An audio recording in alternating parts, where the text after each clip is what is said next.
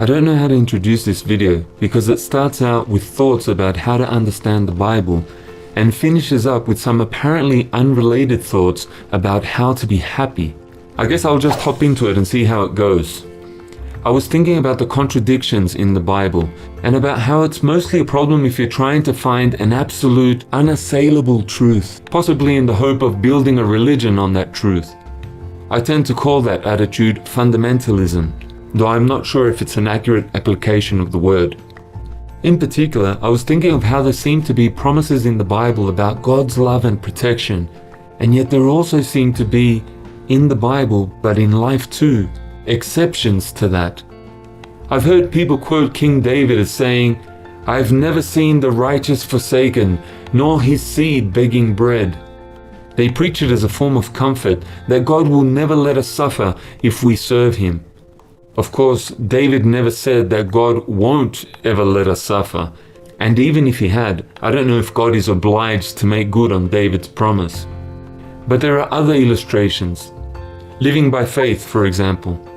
Some of us preach pretty heavily that we are guaranteed everything we need if we will just forsake all and start living by faith.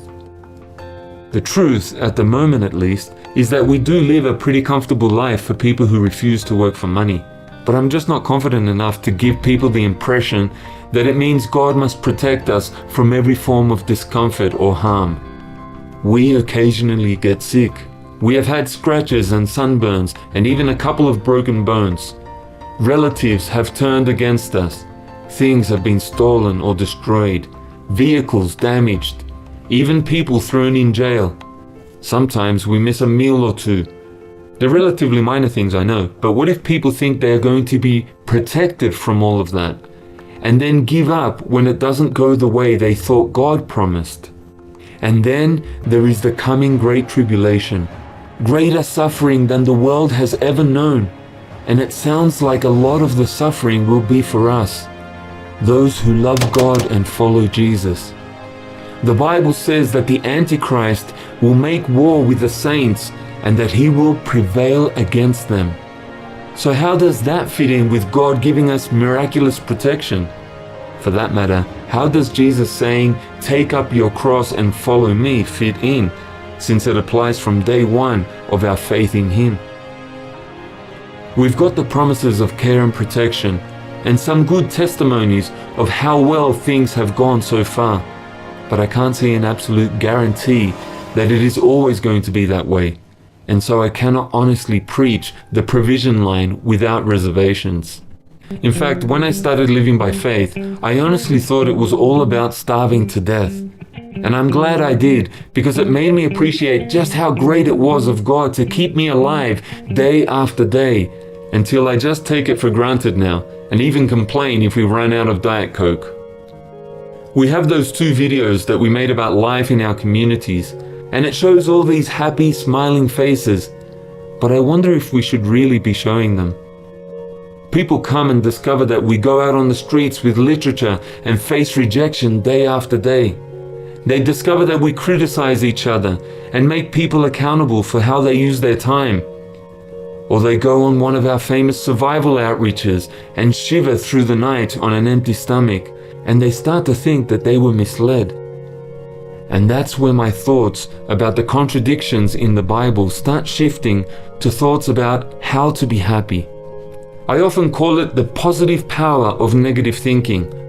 All this focus that so many Pentecostals and New Age enthusiasts put on positive thinking tends to make a lot of dissatisfied people, as I see it. They pump themselves on mantras about being the king's kids, and then find out they have to eat zucchini or broccoli, and they put up a fuss. It's like travel posters. Not every day in Paris is one of romance and postcards. Reality rarely lives up to what the brochures promised. But what if we focused more on the other side, the negatives? Among ourselves, we call it the tribulation vision. The Great Tribulation has been a long time coming, but just knowing that it is out there, bearing down on us, makes us appreciate every day that goes by, living this wonderful life we now have. Thoughts of being tortured for our faith are not pleasant in themselves, but they can make us appreciate just how lucky we are. It's painful these days for me to bend down and pick something up from the floor, but what a blessing it is to stand back up again and know that the pain will stop. Night after night I lay down on mattresses that would have had royalty purring with delight a few centuries ago.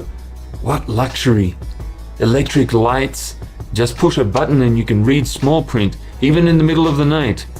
Instant heat, flush toilets, vehicles that can get us from one place to another without even breaking a sweat. We have comforts and luxuries all around us that could disappear at any moment. Life is so wonderful. We are so blessed. It's not something we are guaranteed as Christians. There are no promises to claim. They are just wonderful indulgences for which we should be ever so grateful every day of our lives. And the more we think about how it could be or how it is for others, and even how it has been for us at times, the more we should be able to appreciate the unbelievable luxuries that we so easily take for granted every day. So maybe those contradictions in the Bible are actually inspired by God, put there to make us appreciate just how privileged we are when things happen to be going well for us. Nearly all of the apostles were martyred for their faith, and we need that vision as well, if for no other reason than just that it makes our most ordinary, everyday existence absolutely wonderful by comparison.